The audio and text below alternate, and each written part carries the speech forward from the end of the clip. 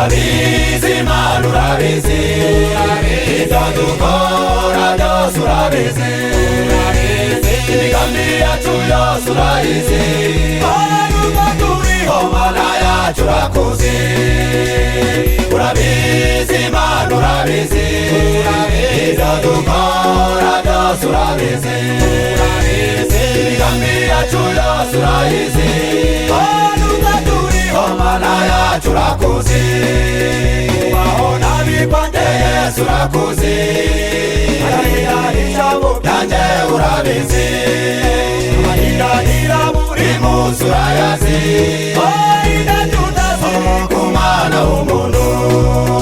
ubahona bikwande Yesu urakuzi byanjye urabizi amahiranira buri munsi urayazi ku mwana w'umuntu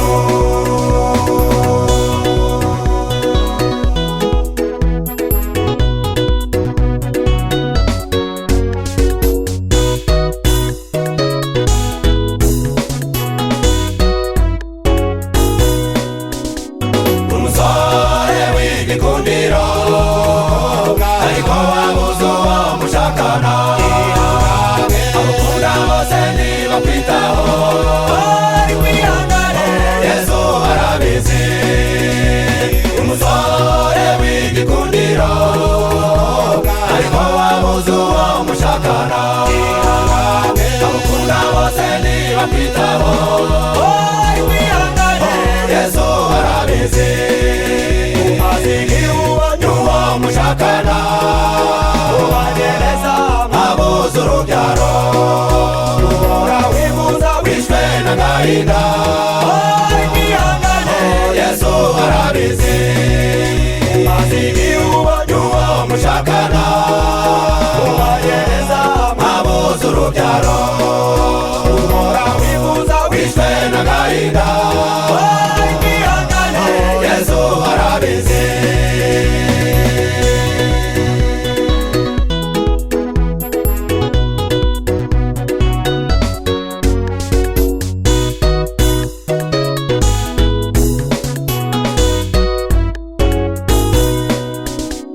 amashuri warize uraminuza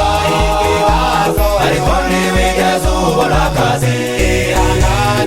mande waranditse uraruha Yesu arabizi amashuri warize uraminuza ariko ntiwigeze ubona akazi mande waranditse uraruha Yesu arabizi Yesu basamubwiye cy'ubukene Yesu ufasha mubwiye cy'ubukene amafaranga arajyazanye n'amarira Yesu arabizi Yesu basamubwiye cy'ubukene Yesu ufasha mubwiye cy'ubukene amafaranga arajyazanye n'amarira Yesu arabizi ihangane nshuti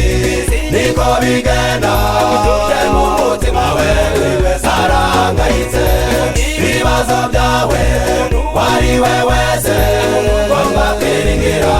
Imana yawe gusa ziraguhana ugana ukutari fasha mu bibazo zikakunegura gusa ibibazo byawe wari we wese ngomba kwiringira Imana yawe gusa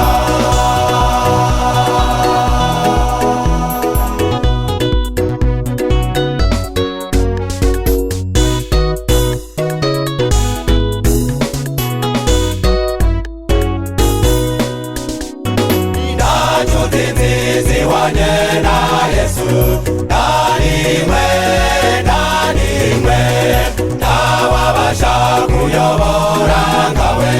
ntanumwe Yesu azi ibiturusha byose azabana natwe iteka nta nshuti nziza ihwanye na Yesu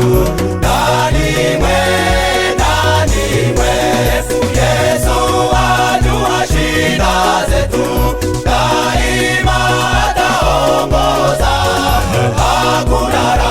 rafiki kama Yesu hakuna, hakuna. Yesu azibiturusha byose, azabana natwe iteka. Nta nshuti nziza ihwanye na Yesu, nta n'imwe, nta n'imwe.